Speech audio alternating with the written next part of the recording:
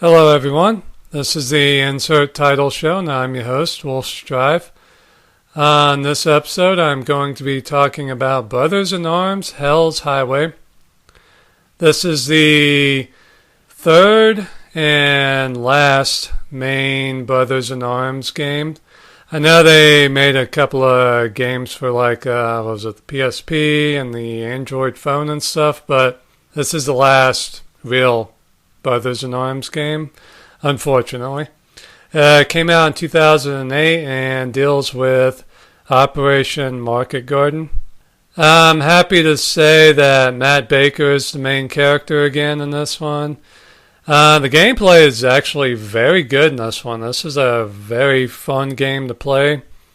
Gets a little tricky here and there, but the gameplay is pretty damn good. You can still get to use the tactics of moving your squad around and stuff, using hand signals and stuff, so that's pretty cool. A lot of the characters from the previous two games are in this one. Corian, Hartsock, a couple of the characters from the second one that I don't remember their names.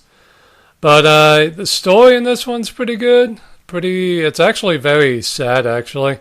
When I tend to play the game now, I tend to skip through the cutscenes and stuff just because it's so depressing and stuff. The story was sad in the first one, but this one's like, eek. But, the gameplay in this one's pretty damn fun. It's not a great game, and it's certainly overall not as good as the first one, but it's a damn good game. The graphics are pretty damn good. The series is made by Gearbox, who's the same company that went on to go and make the Borderlands games. And so I think, unfortunately, this series was kind of left behind when they went and did that.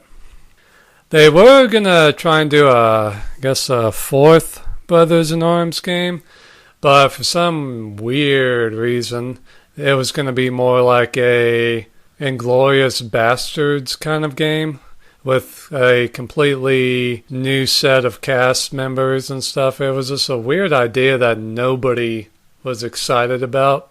When the trailer for that came out, everybody was like, what the fuck?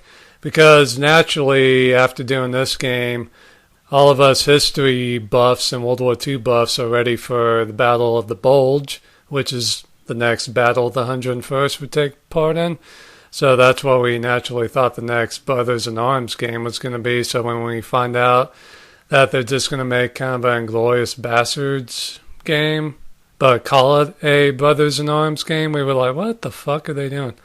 So people were so pissed off about that they actually canceled that game, and I guess they're just done with the Brothers in Arms games, which is a shame. Because, these were some really, really good games and very important, I think. These are much more realistic than Call of Duty or Medal of Honor. And as far as story goes, much better. And the gameplay in some respects are better too. This is definitely an excellent first-person shooter World War II series, other than the second one. But as far as 1 and 3 goes, I'm definitely a fan of this series. But, I hope maybe one day somebody will buy the rights or kick Gearbox in the ass and say, no, hey, you need to finish this series up. It deserves to be finished up.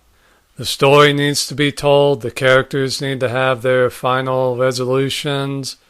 The Battle of the Bulge is a very, very important battle in the history of the United States, especially considering that the series deals with the 101st Airborne. Come on. There's not really a more legendary moment in the unit's history than the Battle of the Bulge and its defense of Bastogne. Gearbox, I hope, will one day come to their senses and finish this series off and do it well. And I've been saying that we kind of need some more World War II first-person shooters, so if they can do a final Brothers in Arms game, that would be nice. So I hope they can do that one day.